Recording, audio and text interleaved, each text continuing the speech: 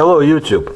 I want to bring your attention to a very interesting building in Kiev, the city where I was born and lived for some time. And actually the location was very close to the middle school, high school, it's all mixed together, that I attended in Kiev, school number 100. And it's in a very interesting part of the city. Richard's Lionheart Castle is almost the most famous attraction in Kiev, or at least one of many interesting attractions.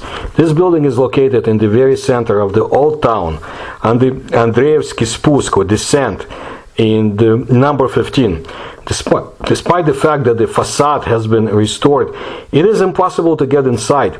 The castle has been empty for several decades, and Kiev guides retell mystical stories about the ghosts that live there and about the curse that caused the death of the contractor who built this house.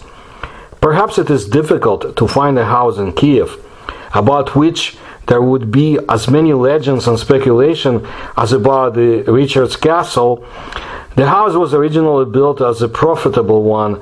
It was planned to rent apartments there for every taste and budget.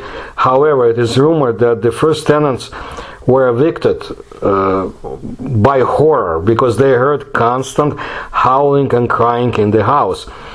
What was the reason? They could only guess. Because during construction, the building survived a fire, and its owner, Dmitry Orlov, died suddenly a few years after the completion of the work.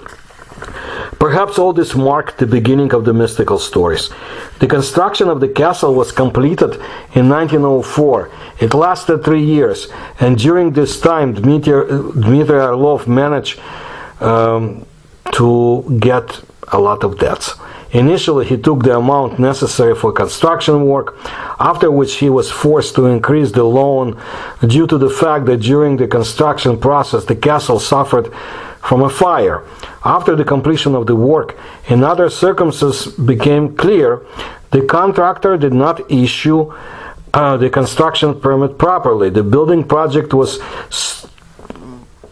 stolen from actually St. Petersburg, where main headquarters. Orlov had to settle this issue by paying serious fines.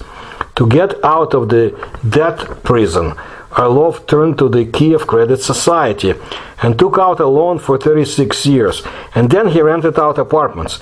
The guests were found immediately. There were apartments of different sizes in that building, and an exciting panorama also opened from the upper floors. And trust me, there is much to see when you look down from that area on the city. The house was chosen by artists and creative people, and as is known from the audit reports of the Credit Society, the rent was paid regularly, and the building was not empty. In other words, even if the ghosts lived in that building, they did not frighten the tenants too much. The tragedy did happen to Orlov, but it was not connected with the Richard's Castle. The contractor won the tender for the construction of a part of the railway track on the Amur River, that's in the far east of Russia.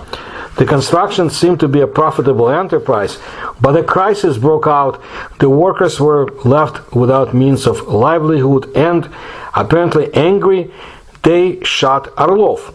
When his wife was left a widow with 5 children in her arms, she had no choice but to sell the castle, pay off debts, and get livelihood. That's exactly what she did. The castle went under the hammer of the auction for an impressive amount of money. As for the ghosts, this was also dealt with over time. At the end of his life, the historian Stepan Golubov rented an apartment in the castle.